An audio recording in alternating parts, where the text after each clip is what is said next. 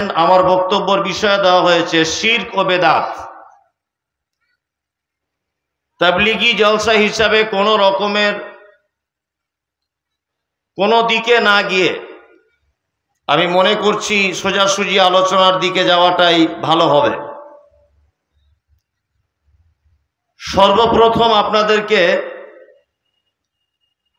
আমি কোন বিষয়টি বলবো, শিরকটা বলবো না বেদাতটা বলবো, এটাই আমি এখন দ্বিধাদ্বন্দ্বের ভিতরে নিজের মনের কাছে লড়াই চালিয়ে যাচ্ছি যে কোনটা আগে বলি। তারপরেও আচ্ছা, একটু আপনি এখন তো জায়গা অনেক ফাঁকা, আপনি একটু সরে বসুন, এই দিকটা একটু অ্যাডজাস্ট করে নেন, এই তো শেষ হতে যাবে, আবার কি চিল্লামিল্লি করিয়েন না, পরিবেশ খারাপ হবে। হ্যাঁ, সবাই একটু মানিয়ে নেন, অসুবিধা কিছু নেই। হ্যাঁ, একটু মানিয়ে গুছিয়ে নেন, অসুবিধা কিছু হবে না। আচ্ছা, যাই হোক, সবাই একটু মানিয়ে গুছিয়ে নেন। হ্যাঁ, বুঝতে পারছি, বুঝতে পারছি। একটু আপনি এই জায়গাটা এসে বসুন না, ফাঁকা জায়গা। একটু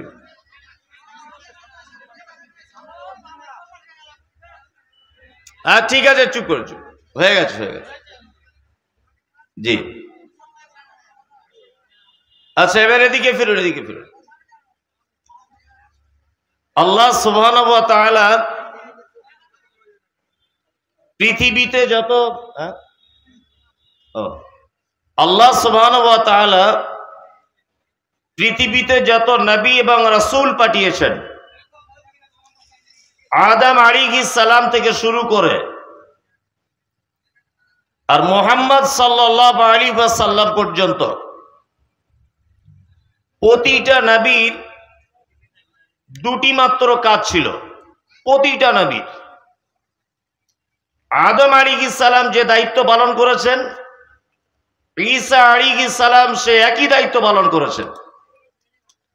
ঈসা আলাইহিস সালাম যে দায়িত্ব নিয়ে পৃথিবীতে এসেছিলেন, আর আল্লাহ সুবহানাহু ওয়া তাআলা আদম থেকে ঈসা পর্যন্ত যত নবী এবং রাসূল এসেছিলেন, যে দায়িত্ব দিয়েছিলেন, আমাদের নবী মুহাম্মদ সাল্লাল্লাহু আলাইহি ওয়াসাল্লামকে একই দায়িত্ব দিয়েছিলেন। প্রতিটা নবীকে দুটি মাত্র দায়িত্ব দিয়ে পৃথিবীতে পাঠানো হয়েছিল, দুটি। এক, প্রতিটা নবী ছিলেন মুবাশশির, অর্থাৎ মানুষকে ভালো কাজের আদেশের মাধ্যমে জান্নাতের সুসংবাদ দিতেন। আর প্রতিটা নবী ছিলেন মুনজির, অর্থাৎ মন্দ কাজ থেকে মানুষকে টেনে নিয়ে জাহান্নামের ভয় দেখাতেন প্রতিটা মানুষের। এবং আপনারা জানেন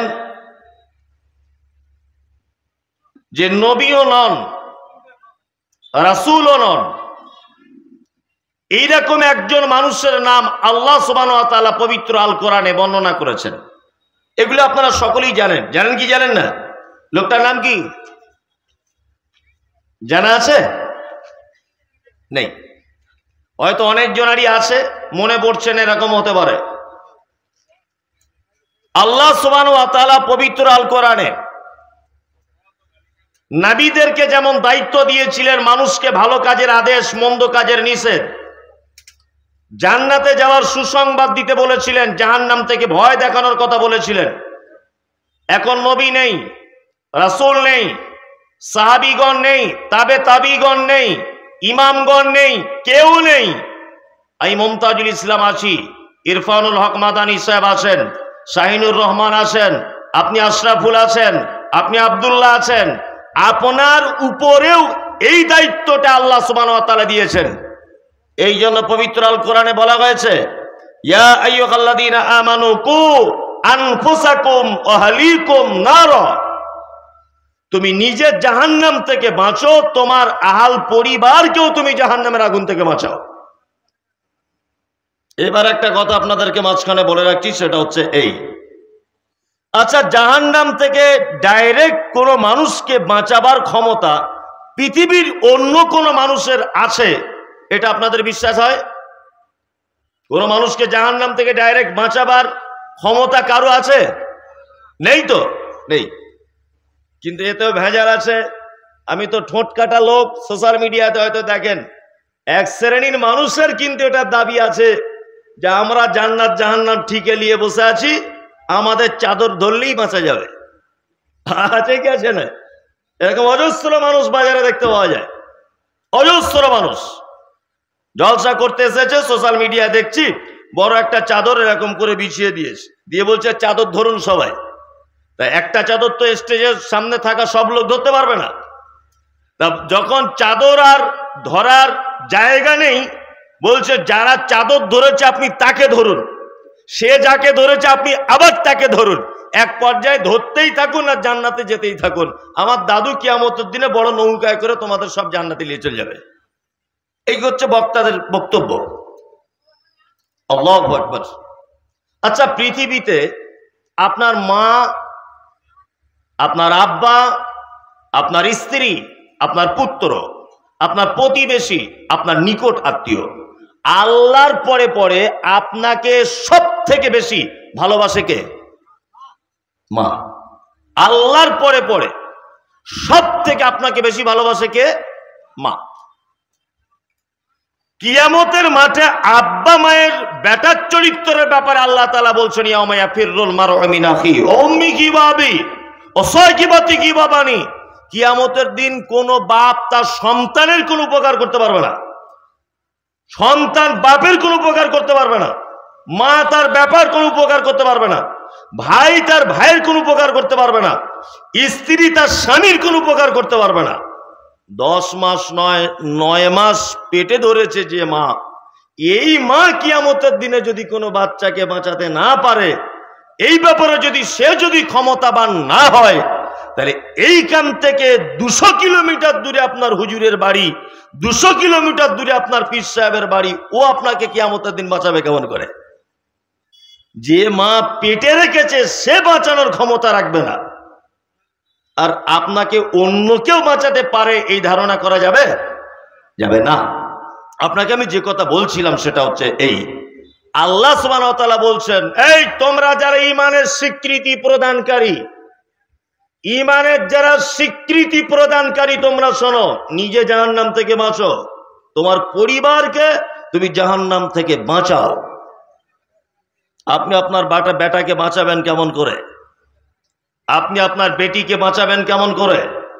আপনি আপনার স্ত্রীকে বাঁচাবেন কেমন করে? আপনি জানেন আপনার এতটুকু বিবেক আছে, আপনার এতটুকু জ্ঞান আছে, আপনার এতটুকু আপনার ভিতরে সচেতনতা আছে, আপনি একেবারেই যদি ইসলামের কিছু না বোঝেন, এতটুকু জিনিস বোঝেন, এটা হালাল, এটা হারাম, এটা বৈধ, এটা অবৈধ, এটা অন্যায়, এটা ন্যায়, এতটুকু জ্ঞান আপনি আছে না নেই? আপনার আছে না? আছে। আচ্ছা, এইবার আপনাকে বলছি, আপনার বেটা রাত 12টা পর্যন্ত ফ্রি ফায়ার খেলছে, 12টা পর্যন্ত, এই ডান দিকে যা, বাম দিকে এদিকে গুলি করে দেয় বন্ধু, এই সব করছে, মনে ও পাগল হয়ে গেছে, সারা রাত ওই করছে। এখনকার ছেলেপিলেরা করছে না? করছে। এটা ভালো কাজ না খারাপ কাজ? খারাপ কাজ। আপনি যদি মনে করেন যে আমার বেটা রাত 2টো পর্যন্ত এই গেমটা খেললে ফজরের সালাতের জন্য প্রস্তুতি নিতে পারবে না, তাহলে আপনার বেটাকে এইখান থেকে হটিয়ে নিয়ে চলে আসতে হবে। এটা আপনি বাপ, এটা আপনার দায়িত্ব। আপনার বেটাকে আপনি জাহান্নাম থেকে বাঁচান। 2, আপনার বেটি পাপ কাজে লিপ্ত, আপনার স্ত্রী পাপ কাজে লিপ্ত, আপনি তাকে পাপ কাজ থেকে টেনে নিয়ে এসে চলে আসুন, ভালোর দিকে আহ্বান করুন এবং জান্নাতের জন্য তাকে সুসংবাদ দিন। প্রয়োজনে জান্নাতের কিছু হাদিস তার সামনে পেশ করুন। সে যখন অন্যায় কাজে লিপ্ত হচ্ছে, আপনি তাকে জাহান্নামের ব্যাপারে কিছু ভয় দেখান, কিছু ভয় দেখান জাহান্নাম সম্পর্কে। অন্তত এতটুকু বলুন, এই মরে যাওয়ার পরে আল্লাহ তো জিভ কেটে নিবে, তুই যে হাত দিয়ে গেম খেলছিস তোর হাতগুলো পঙ্গু করে দিবে। কিছু যদি না পারেন অন্তত ভয়টুকু দেখান। কি বলছি বুঝতে পারছেন? আল্লাহ তাআলা নবীদেরকে যে দায়িত্ব দিয়েছিলেন, আল্লাহ সুবহানাহু ওয়া তাআলা সেম দায়িত্ব মুমিনদের উপরে অর্পণ করতে গিয়ে বলেছেন, ইয়া আইয়ুহাল্লাযীনা আমানু, এই তোমরা যারা ঈমানের স্বীকৃতি প্রদানকারী, তোমরা শোনো, কু আনফুসাকুম আহলিকুম নার, তুমি নিজে বাঁচো, তোমার পরিবারকে তুমি জাহান্নাম থেকে বাঁচাও, একই দায়িত্ব। শুধু নবীগণ ছিলেন অসাধারণ মানুষ, আল্লাহ সুবহানাহু ওয়া তাআলার পক্ষ থেকে সিলেক্টেড মানুষ। আর আমি আপনি কে মোমেন এটা বোঝা বড় মুশকিল। ওই জন্য আপনি যদি মোমেন হয়ে থাকেন, আল্লাহ সুবহানাহু ওয়া তাআলা এই দায়িত্ব আপনাকে দিয়েছেন। এইবার আপনার সঙ্গে আমার একটা কথা হচ্ছে এই, পরিবারকে জাহান্নামের আগুন থেকে বাঁচাবেন। পৃথিবীর সব থেকে ভয়ঙ্কর পাপ যেটা, সর্বপ্রথম সেই পাপ থেকে আপনার পরিবারকে বাঁচাতে হবে। কি সব থেকে বড় পাপ? এবার আপনাকে বলছি। আপনারা জানেন দক্ষিণ আফ্রিকা বলে একটি দেশ আছে, দক্ষিণ আফ্রিকা। এই দক্ষিণ আফ্রিকাকে যারা আপনারা জেনারেল শিক্ষিত মানুষ, আপনারা বুঝতে পারবেন যে এই দেশটিকে বলা হয় দুর্ভিক্ষের মহাদেশ। এই দেশটিকে বলা হয়, এখন যদিও এই কথাটা আর চলবে না, এখন ওদের আর্থিক অবস্থা অনেক ভালো হয়ে গেছে আলহামদুলিল্লাহ। এই দেশের একটি শহর, তার নাম হাবাসা। বর্তমানে যে শহরটির নাম হচ্ছে ইথিওপিয়া। ইথিওপিয়া নাম শুনেছেন? ইথিওপিয়া। এই ইথিওপিয়া শহরের থেকে একটু দূরে একটি গ্রাম, গ্রামটির নাম হচ্ছে জারোয়া। এই জারোয়া নামক গ্রামে একেবারে কালো কুচকুচে, দেখতে একেবারেই খারাপ, ঠোঁটটা খুব মোটা, মাটির দিকে ঝোলা, চুলগুলো পাখির বাসার মতো। আপনারা জানেন নাইজেরিয়া, দক্ষিণ আফ্রিকা, এই সমস্ত দেশের মানুষগুলো খুব লম্বা হয়, ঠোঁটগুলো মোটা হয়, চুলগুলো হয় তাদের একটা মানে কি বলবো দেখার মতো, যেটা পাখির বাসার মতো, বেশ গোছালো মতো। দেখেছেন এগুলো? আপনারা দেখেছেন? কালো কুচকুচে লোক। পেশায় তিনি ছিলেন মেষপালক, পেশায় তিনি ছিলেন ভালো কাঠের মিস্ত্রি। কর্মজীবনে অনেক কিছু তিনি করেছিলেন, কিন্তু লোকটির নাম লোকমান। লোকটির নাম কি? লোকমান। তার নাম আমরা লোকমান হাকিম বলে জানি। লোকমান হাকিম নাম শুনেছেন তো? লোকমান হাকিম মানে কি? অনেকজন বলে না যে এই নাম থেকে এসেছে হেকিমি চিকিৎসা, নিয়ে চিটিংবাজি করে খাচ্ছে ফুটপাতে, করছে না? একদমই নয়। হাকিম শব্দের অর্থ হচ্ছে প্রজ্ঞাময়, অত্যাধিক জ্ঞানী, যার জ্ঞানের সঙ্গে অন্য মানুষের জ্ঞান তুলনা করা যায় না, এত জ্ঞানী। অরিজিনালি লোকমান হাকিম জ্ঞানী ছিলেন। কেমন জ্ঞানী? লোকমান হাকিম তাফসীর ইবনে কাসিরের ভিতরে এসেছে যে উনি একদা বকরি চড়াতেন কোন এক মালিকের। তা বকরি চড়াতে চড়াতে হঠাৎ বাড়ি ফিরে এলেন, মালিকের কাছে তার মাল সমস্ত কিছু বুঝ দিয়ে দিলেন। তা মালিক হঠাৎ করে লোকমানকে বলছে, লোকমান আজকে বাড়িতে রান্না হয়েছে কি? তো লোকমান তখন বলছে, যাবো না, আজকে রান্না হয়েছে বকরির গোস্ত। তখন মালিক লোকমানকে বলছে, লোকমান বকরির গোস্তের সব থেকে উৎকৃষ্ট দুটি অঙ্গ আমাকে দাও। উৎকৃষ্ট অঙ্গ কি? লোকমান এত জ্ঞানী ছিলেন। উৎকৃষ্ট অঙ্গ জিহ্বাটা আনলেন আর হৃৎপিণ্ডটা আনলেন, এই দুটো প্লেটে করে দিলেন। তা খেলেন মালিক। আবার কিছুদিন পরে জিজ্ঞাসা করে বলছে, লোকমান আজকে বাড়িতে কি হলো? বলছে, আজকে আবার বকরি। বলছে, আজকে দুটো নিকৃষ্ট জিনিস, তার অঙ্গ আমার কাছে দাও। লোকমানের কাছে লোকমান পেশ করলেন, আবার সে জিহ্বার হৃৎপিণ্ড, আবার একই জিনিস। জাহাবনা মালিক তখন রাগ করে উচ্চ কণ্ঠে লোকমানকে দিয়ে ধমকি দিয়ে বলছে, লোকমান এটা হয় কি করে? আর আগের দিন তুমি বললে যে বকরির দেখে সব থেকে নিকৃষ্ট জিনিস জিহ্বার হৃৎপিণ্ড, আজকেও তুমি বলছো জিহ্বার হৃৎপিণ্ড উৎকৃষ্ট, এটা হয় কি করে? একই জিনিস, একই জিনিসের অঙ্গ একই মানে ব্যক্তিকে দিচ্ছে, এবার তুমি এনে দিচ্ছ, বারবার একই জিনিস দুই রকম হয় কি করে? তখন লোকমান হাকিম বলছেন, জাহাবনা শুনুন, মানব দেহে এই দুটো জিনিস যদি কারো যদি ভালো থাকে, এক জিহ্বা, দুই হৃৎপিণ্ড অন্তর, কলিজা, দিল যেটাকে বলে দিল, এই দুটো জিনিস যদি কারোর ভালো হয় অবশ্যই ওই লোকটা ভালো। যার এই দুটো জিনিস খারাপ অবশ্যই সেই ব্যক্তি খারাপ। সারা পৃথিবীর জমিনে যত রকমের বিপর্যয়, যত সাম্প্রদায়িকতা, রাজনৈতিক যত ঝামেলা, যত রকমের মারামারি, খুনোখুনি, দাঙ্গা ফাসাদ, সারা পৃথিবীতে যত যা কিছু হয়েছে সমস্ত কিছুর পিছনে এই দুটো জিনিসের মূল দায়ী। রাস্তা দিয়ে আমি হেঁটে হেঁটে চলে যাচ্ছিলাম, দাদা একটু দাঁড়ান তো, যদি আপনি আমাকে বলেন তাহলে আমি কিন্তু একটু দাঁড়িয়ে দু চারটে কথা বলবো কি বলবো না? আর আমি হেঁটে হেঁটে যাচ্ছিলাম, আপনি পিছন দিয়ে বলছেন এই শালার বেটা শালা একটু দাঁড়াতো, কি হবে ঘটনাটা? আপনি আমার দিকে ফিরে টাক করে এক চড় মেরে দিবেন, বিয়াদব। আমি মমতাজুল ইসলাম, তুমি জানো না তুমি আমাকে শালার বেটা শালা বলে গালি দিচ্ছ? অথচ আগে প্রথমে যে শব্দ ব্যবহার করেছিলাম, দাদা একটু দাঁড়ান না, আমি দাঁড়িয়ে যেতাম, তুমি কিন্তু একই জবান দিয়ে পরে তুমি আমাকে বলে চাই শালা একটু দাঁড়াতো, তখন আমি তোমাকে একটা চড় মেরেছি। তোমার গায়ে ক্ষমতা ছিল, ইয়াং ছেলে, তুমি আমাকে একটা চড় মেরেছো, দুজন চড় মারামারি করছি, তখন ও আমাকে একটা ঘুষি চালিয়েছে, আমার একটা ঘুষি দিয়েছি। ওর বেটা আসছিল মোটর সাইকেলে করে, তাড়াতাড়ি গাড়ি রেখে দেখছে মমতাজুল ইসলাম আমার আব্বাকে মারছে, গাড়ি রেখে ও আমাকে মারতে শুরু করেছে। তাহলে ওরা বাপ বেটা দুজন হলো। এখন আমার বেটাও আসছিল ওই আপনার মহলদার পাড়া থেকে মোটর সাইকেল নিয়ে, দেখছে আমার আব্বাকে দুই বাপ বেটা মারছে, ও লেগে গেল। আমার ভাতিজা আসছিল আমার চাচাকে মারছে, ও লেগে গেল। ওর বাপও নার্সিং হোমে ভর্তি, আমিও দুজনে নার্সিং হোমে পাশাপাশি বেডে ভর্তি। আচ্ছা বলুন তো, নার্সিং হোম পর্যন্ত পৌঁছানোর পিছনে সব থেকে বড় দায়ী কে? কে? এই যে দাদা দাঁড়ান আর শালা দাঁড়ান, দুটো একই জায়গা থেকে বার হয়েছে না? একই জায়গা থেকে। এত জ্ঞানী ছিলেন লোকমান হাকিম। আর একটা আশ্চর্য বিষয় শুনে রেখে দেন, বর্তমান বাজারে মানুষের অর্থের উপরে ডিপেন্ড করে তার সম্মান দেওয়া হয়। সম্মান দেওয়া হয় না? সভাপতি হবে কে? টাকা বেশি আছে যার সে। মুতোয়াল্লি হবে কে? টাকা বেশি যার আছে সে। গ্রামের অমুক মেম্বার হবে কে? টাকা যার বেশি আছে সে। গ্রামের অমুক দায়িত্ব পালন করবে কে? অর্থ বেশি আছে যে সে। গ্রামের অমুক জায়গাতে থাকবে কে? যার লাঠি ও পাটি দলীয় দাপটের ক্ষমতা আছে সে।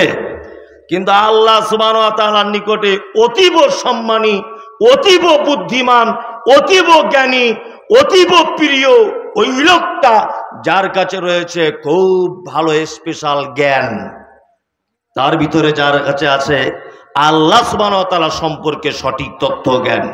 তার প্রমাণ দেখুন, বংশের দিকে যদি মর্যাদা মানুষ পেত তাহলে লোকমান হাকিম তেমন বংশের লোক নয়। রূপের কারণে যদি সম্মান কারুর বাড়ত তাহলে লোকমান হাকিম চান্স পেত না। যদি কারুর অর্থের কারণে সম্মান বাড়ত তাহলে লোকমান হাকিমের চান্স হতো না। আল্লাহ সুবহানাহু ওয়া তাআলা লোকমান হাকিমের বিশুদ্ধ জ্ঞানটাকে এত বেশি ভালোবেসেছেন যে লোকমান হাকিমের সম্মান বাড়ানো তো দূরের কথা, বাড়াতে বাড়াতে বাড়াতে বাড়াতে তার নামে একটা সূরা পর্যন্ত অবতীর্ণ করে দিয়েছেন। জ্ঞানী লোকেদের এত সম্মান। বর্তমানে জ্ঞানী লোকেদের সম্মান আছে? জ্ঞানী লোকেদের কোনো সম্মান নেই। জ্ঞানীরা রাস্তায় গড়াগড়ি খাচ্ছে আর অযোগ্য লোকেরা টাই পরে বসে আছে। আশ্চর্য ব্যাপার। এর পিছনে একটা অবশ্য কারণ আছে। কারণ নেই? কারণ আছে। কি কারণ? কারণ হচ্ছে এই যে আমি ধরে নেন বোঝানোর জন্য বলছি, এবার পঞ্চায়েত ভোট, আমি ভোটে দাঁড়িয়েছি, আমি এমবিবিএস ডাক্তার, খুব উচ্চ শিক্ষিত মানুষ, খুব উচ্চ শিক্ষিত, আমার শিক্ষা খুব বেশি, যোগ্যতা বেশি। আমি দাঁড়িয়েছি কোন দলে? না আমি নির্দলের প্রার্থী, বা আমি কংগ্রেসে দাঁড়িয়েছি বা সিপিএম এ দাঁড়িয়েছি ধরে নেন। আর এই গ্রামের একটা লোক রিক্সা চালায়, ও ভাষাও জ্ঞান নাই, কিছু হলেই লাঠি নিয়ে বার হয়ে পড়ে, ওর মুখের ভাষাও ঠিক নাই, ওর কিছুই ঠিক নাই। ও দাঁড়িয়েছে যে পার্টি বর্তমানে ক্ষমতায় আছে পশ্চিম বাংলায়, ওই পার্টিতে ও ভোটে দাঁড়িয়েছে। কালকে রেজাল্ট বার হবে, আমি এমবিবিএস ডাক্তার আর ও গন্ড মূর্খ।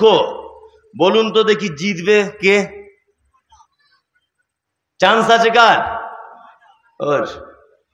ওকে জিতিয়ে দিয়ে ও চলে গেছে পার্লামেন্টে, বুঝলেন তো? পার্লামেন্টে গিয়ে বিল পাস হচ্ছে যে এবারে লালগোলার অমুক মসজিদটা ভেঙে দিতে হবে, সব এমএলএমপিরা সই করে দাও। ও তো গন্ড মূর্খ সই করে দিয়েছে। এইটা এখন সোশ্যাল মিডিয়ায় ভাইরাল হয়ে গেছে যে আমাদের এলাকার মনসুর এমএলএ সই করে দিয়ে এসছে মসজিদ ভাঙতে হবে এই ব্যাপারে। ধর শালাকে, মাস শালাকে, রাস্তা অবরোধ করে, এই করছে। হ্যাঁ, মানুষ রাস্তা অবরোধ করছে, তার বিরুদ্ধে পদক্ষেপ করছে। আরে ও সই করে যত না ভুল করেছে, তুমি তার থেকে বেশি অন্যায় করেছ। তুমি ওর মতো গাধাকে পার্লামেন্টে পাঠালে কেন? মনে ছিল না তোমায়? শিক্ষিত মানুষে দাঁড়িয়েছে, একটা ভোট পেল না। অশিক্ষিত অযোগ্য মানুষ জিতে চলে গেল পার্লামেন্টে। আল্লাহ সুবহানাহু ওয়া তাআলা অশিক্ষিত মানুষদের নয়, তার শিক্ষার যোগ্যতাকে এত মর্যাদা দিয়েছে যে কোরআনে, পবিত্র আল কোরআনে তার একেবারে বিস্তারিত কথা পর্যন্ত আলোচনা করে দিয়েছে। এই লোকমান হাকিম তার বেটাকে ডেকে বলছেন, ইয়া বুনাইয়া। লোকমান হাকিম তার বেটাকে বলছেন, ওয়াইজ ক্বালা লুকমান আলী ইবনিকি। লোকমান হাকিম তার বেটাকে ডেকে বলছে, বেটা শিরক করো না। পৃথিবীতে যত যাই কি তুমি যা কিছু করো, শিরক কখনোই করো না। শিরক নিশ্চয়ই বড় পাপ, নিশ্চয়ই বড় জুলুম। এই পাপের ধারে পাশে তুমি যেও না। তাহলে আপনার পরিবারকে জাহান্নাম থেকে বাঁচাবার সর্বপ্রথম যে পাপ থেকে বাঁচাতে হবে তার নাম কি? হ্যাঁ, শিরক। আপনাকে এবার একটা কথা বলি। মাদানী সাহেব একটা কথা বলতে বলতে রুকে দিয়েছেন, হয়তো সময়ের কারণে বলতে পারেননি।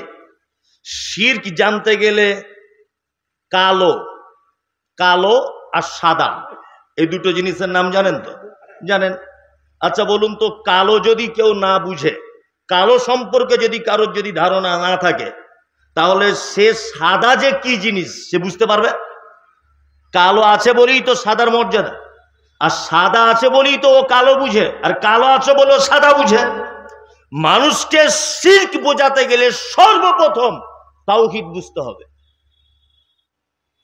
তাওহীদ ছাড়া একটা মানুষকে শিরক বোঝানো যাবে না, এটা মাথায় রাখবেন। তাওহীদের বিপরীত শব্দ, তার নাম শিরক। তাওহীদ কাকে বলে আপনাকে আমি একটা জিনিস দেখাচ্ছি। 2-3 মিনিটে আপনাকে তাওহীদটা বুঝিয়ে নিই, তারপর আমি শিরকের ব্যাপারটা বলছি। 2 থেকে 3 মিনিট। এক, উনি 1 আর 0 দিয়ে একটা কথা বলছিলেন। আচ্ছা, এক এটা 1 আমি লিখলাম বাংলায় বা ইংরেজিতে 1 লিখলাম। আমি ছাত্রদের মাদ্রাসায় তাওহীদের ক্লাস করি, তা আমি নিজে বোর্ডে বোঝাই ওদের। 1 এটা আমি লিখলাম 1। এর আগে যদি আমি একটা 0 বসাই, আগে কি 0 বসাই 1-এর আগে, আচ্ছা বলুন তো 1-এর দাম কমলো, বাড়লো না কি হলো? কিছু হলো? কিছু হলো? কিছু হলো না। এবার আমি বলছি, 1-এর পাশে 0টা দিলাম, হলো কত? 10। 10 শব্দটা যখন বলছি তখন আর 1 থাকলো? তার পাশে আমি দিয়ে দিলাম আরো একটা 1, না 0 বাদ দিয়ে দিলাম। তার পাশে দিলাম 1-এর পাশে আবার 1, কি হলো? 11। 1 আর থাকলো? তার পাশে দিলাম 2, হলো 12। 12 বলতে গিয়ে 1-এর উচ্চারণ হয়? হয় না। তাওহীদ বুঝতে গেলে এইভাবে বুঝুন। আমি আপনাকে বলছি, এই তুমি উঠে দাঁড়াও, তুমি উঠে দাঁড়াও, দাঁড়াও, এখানে ওঠো। হ্যাঁ, একে আমি বললাম তুমি উঠে দাঁড়াও। তোমার নাম কি? মোস্তাকিম। তুমি উঠে দাঁড়াও। এই তুমি উঠে দাঁড়াও একে দাঁড়াতে বললাম। ওর পাশে যে আছে আশরাফুল, ও যদি উঠে দাঁড়িয়ে পড়ে, আচ্ছা বলুন তো দেখি, এটা ও ভুল করবে না ঠিক করবে? ভুল করবে না ঠিক করবে? এতটুকু জ্ঞান নেই। আমি মোস্তাকিমতে দাঁড়াতে বলছি, ওর পাশে যদি আশরাফুলও দাঁড়িয়ে পড়ে, তা আশরাফুল ভুল করলো না ঠিক করলো? ভুল করলো। বসো, ভুল করলো না? তাওহীদ এমন এক একক জিনিসকে বোঝায় যার আগে কিছু থাকলেও 10 পয়সা দাম নেই, যার পরে কিছু থাকলেও 10 পয়সা দাম নেই। আমাদের সমস্ত ব্যাপারের মালিক কে? আল্লাহ। তার আগে এবং পিছনে কেউ যদি মোস্তানি করতে চায়, তার 10 পয়সা কোনো দাম আছে? আছে? আপনি 1-এর আগে 0 দিলে যেমন 1-এর মর্যাদা কমে না, কমে না, তার মানে আল্লাহর আগে আর কেউ নাই। এইবার আপনাকে একটা কথা বলছি, 1-এর পরে যদি 2 দেন, তাহলে 1 বলে শব্দটার উচ্চারণ হয় না। আল্লাহর পরে পরে যদি আপনি কোন অলিয়া পীর, গাউস, কুতুব, খাজা বাবা, অমুক চিটিংবাজ যত দল আছে, এদেরকে যদি বসিয়ে দেন, তাহলে আল্লাহ বলে যে শব্দটা, আল্লাহ বলে যে একজন স্রষ্টা আছে, এটার সম্মান বাড়বে না কমবে? কমবে। একের পাশে দুই দিয়ে দিলে যেমন এককে আর খুঁজে পাওয়া যায় না, খুঁজে পাওয়া গেলেও তার যেমন সম্মান কমে যায়, ঠিক তেমন আল্লাহর যে পাওয়ার আছে, এই পাওয়ারের পাশে অন্য কাউকে যদি আপনি জুড়ে দেন, তাহলে আল্লাহকে অপমান করা হয় কি হয় না? হয়। তাওহীদ এবার আপনাকে বলছি আমি তিনটে জিনিসের উপরে তাওহীদ, তিনটে জিনিসের উপরে। কটা? তিনটা। তাওহীদ, রুবুবিয়্যাত, উলুহিয়্যাত আর আসমা ও সিফাত। আল্লাহকে রব বলে জানা, ইলাহ বলে জানা, তাই না? সংক্ষিপ্ত দুই তিনটে কথা বলে দিলাম। রব বলে রুবুবিয়্যাত, তার সমস্ত রকমের ক্ষমতা এর মালিককে আল্লাহ, খেতে দেওয়া পড়তে দেওয়া যাবতীয় মালিক আল্লাহ। আসমা ওয়া সিফাত, আল্লাহ সুবহানাহু ওয়া তাআলার অনেক নাম এবং গুণ রয়েছে, আছে না? আমরা যতই আহলে হাদিস করি, যতই বলি জান্নাতে যাব আমরা, যতই বলি সহিহ আকীদার, আমাদের একটা জায়গা কিন্তু খুব দুর্বলতা। এতে মাদানী সাহেবও খুব পরিচিত মানুষ, উনিও বলবেন যে হ্যাঁ কথা সত্য। এক, আচ্ছা বলুন তো, রুজির মালিক কে? আল্লাহ। ক্ষমা করতে পারে কে? আল্লাহ। সুস্থতা অসুস্থতার মালিক কে? আল্লাহ। আমরা তাওহীদে রুবুবিয়্যাত বিশ্বাস করি, সহিহ আকীদার মানুষেরা। তাওহীদে উলুহিয়্যাত, এটা আমরা বিশ্বাস করি, সহিহ আকীদার মানুষেরা। কিন্তু আসমা ওয়া সিফাত অনেক সময় আমাদের একটু আধটু মিস হয়ে যায়। রুজির মালিক আল্লাহ এটা বিশ্বাস করি, তারপরেও আমরা এই ব্যাপারে অনেক রকমের ভুল আকীদা পোষণ করি। করে কি করি না? ক্ষমা করতে পারে আল্লাহ, তারপরেও আমরা অনেক সময় ভুল কিছু ধারণা রাখি। রাখি কি রাখি না? রাখি।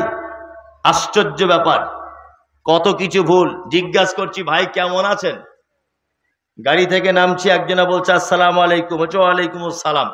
আমি ওকে জিজ্ঞাসা করছি, এটা আমার একটা মানে নীতি যে কেউ সালাম টালাম করলে জিজ্ঞাসা করি, পরিচিত অপরিচিত, ভাই কেমন আছেন। তা জিজ্ঞাসা করছি ভাই কেমন আছেন, আজ কি প্রতিদিনই এ ঘটনা ঘটে। তা উনি আমাকে বলছেন আপনাদের দুয়াতে আল্লাহর রহমতে ভালো আছি। তাই মনে মনে ভাবছি তোমাকে ঘোড়ার ডিম আমি চিনি, তোমার জন্য কেন আমি দোয়া করতে যাব? তোমাকে আমি চিনি, কোনোদিন আগে পরিচয় হয়েছে? মনে মনে বলছি। উনি আমাকে বলছেন যে আপনার দুয়াতে আল্লাহর রহমতে ভালো আছি। এই কথা বলতে কে বলেছে? জিজ্ঞাসা করছি কেমন আছেন, আলহামদুলিল্লাহ, শেষ কথা। তার মানে এই কথার ভিতরে একটা শিরকের গন্ধ আছে, যে আপনার দুয়াতে আল্লাহর রহমতে, মানে আমি না দোয়া করলে আল্লাহর রহমত হতো না, তাই তো? আর আমি তোমাকে চিনি, হ্যাঁ তোমার বাড়ি ইছাখালীতে, তোমাকে আমি চিনি, তোমার জন্য আমি দোয়া করতে যাবো কেন? কেন দোয়া করতে যাব তোমার জন্য? মানে আমাদের কথা কাজ কর্মতে এমন কিছু প্রকাশ পায় যে আসমা ওয়া সিফাত এই তাওহীদের গুণটা কেটে যায় অনেক সময়। এর বিপরীত শব্দ, তাওহীদের বিপরীত শব্দ হচ্ছে শিরক। শিরক আমরা তো ভালো করে জানেন, আর এটা সহিহ আকীদার গ্রাম, এখানে শিরকের ব্যাপারে বিশেষ আলোচনা করার কিছু প্রয়োজন নেই, তারপরেও আলোচনা করার কিছু প্রয়োজন আছে বলে মনে করা যাচ্ছে। এক, শিরক কাকে বলে? সর্বপ্রথম জেনে রাখতে হবে আল্লাহর যে ক্ষমতা আছে, এই ক্ষমতা পৃথিবীর অন্য কারো আছে, এটা মনে করা কি শিরক। আল্লাহর যে ক্ষমতা আছে, এই ক্ষমতা পৃথিবীর অন্য কারো আছে, এটা মনে করা কি শিরক। শিখলে শিরক। রুজি কার হাতে?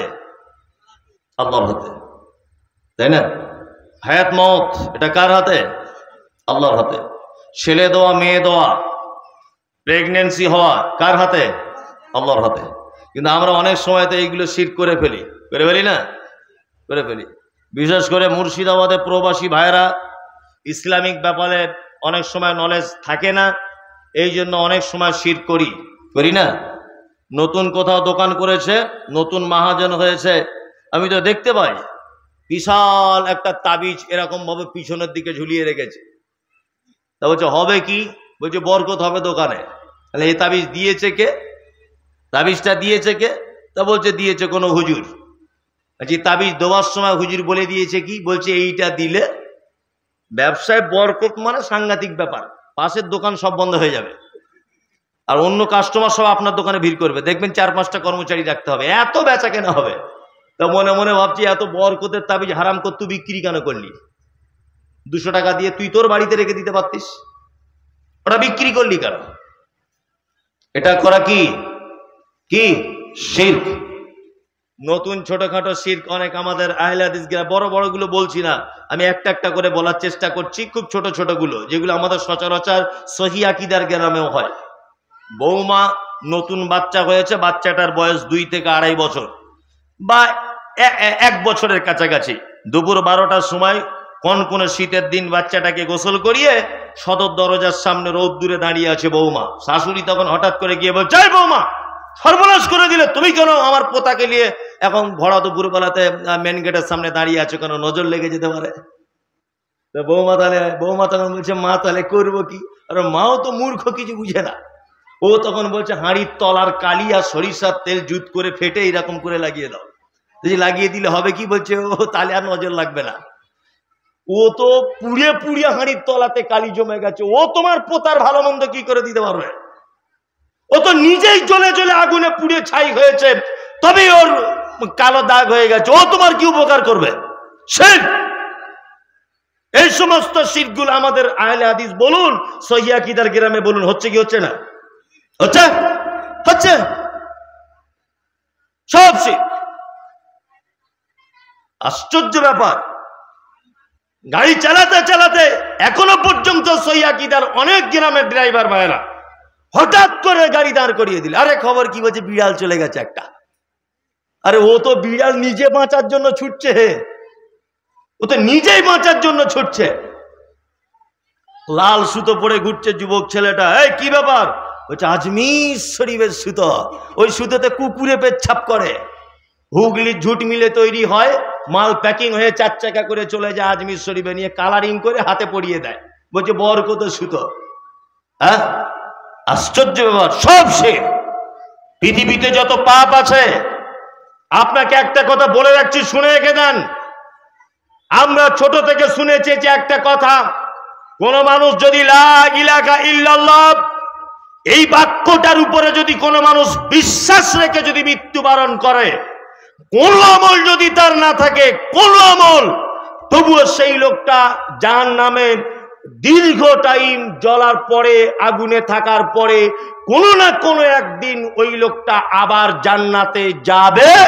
কারণ হচ্ছে লা ইলাহা ইল্লাল্লাহ আর মুহাম্মদ আল্লাহ রাসূল, এই বিশ্বাস স্থাপনের সাথে মৃত্যুবরণ হয়েছিল। তাই বাকি একটাও যদি ভালো কাজ তার না থাকে তবুও। কিন্তু পৃথিবীতে একটা পাপী আছে, যে পাপী কোশ্চিন কালেও জাহান্নাম থেকে পরিত্রাণ পাবে না, চিরস্থায়ী জাহান্নাম তার জন্য, খালিদিনা ফিহা, কখনোই তার জন্য পরিত্রাণ নেই, যে লোকটা শিরিক করা অবস্থায় মৃত্যুবরণ করেছে।